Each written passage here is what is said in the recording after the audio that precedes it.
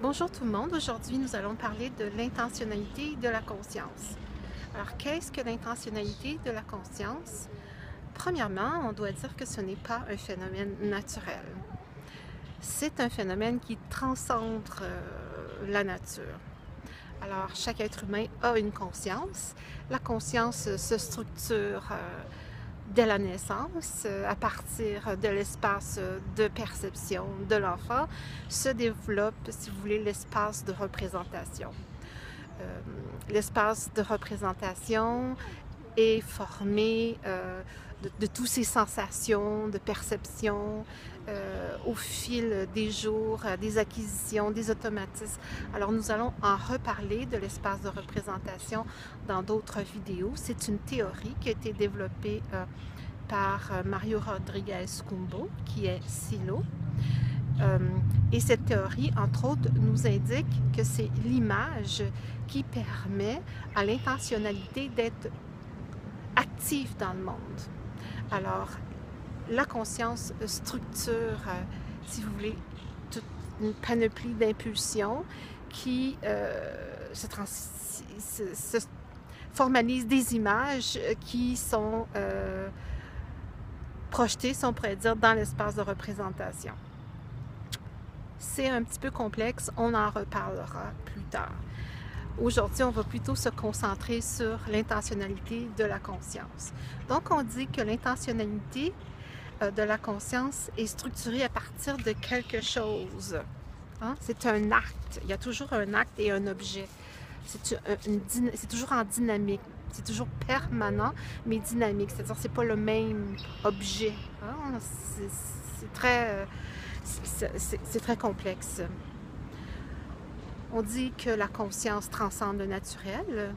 C'est sûr qu'on est un corps, hein? Notre corps est naturel. Le cerveau, c'est de la matière, c'est naturel. La conscience ne l'est pas.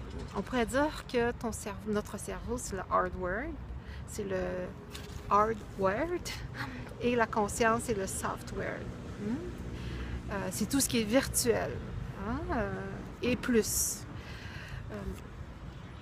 Par exemple, aujourd'hui, les jeunes qui naissent avec une tablette pratiquement dans leurs mains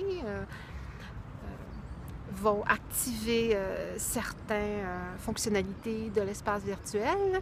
Ils vont jouer avec d'autres dans l'espace virtuel. On dit qu'on navigue sur l'espace virtuel. On a l'impression d'être dans l'espace virtuel, une présence.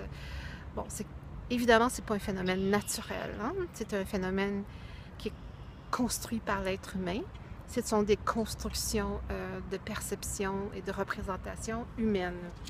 Mais les jeunes sont très habiles dans l'espace virtuel. Ça fait partie de leur vie. Tous ces objets intangibles que nous n'avions pas quand nous étions jeunes, quand nous sommes nés. Alors nous parlons entre autres de générations natives de l'espace virtuel et de générations qui ont un accent, comme ma génération.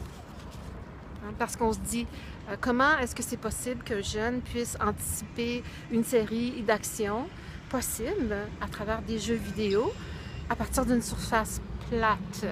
Hein, il n'y a pas nécessairement de profondeur, c'est plat. Donc, c'est virtuel. Donc, il y a un phénomène qui dépasse le naturel.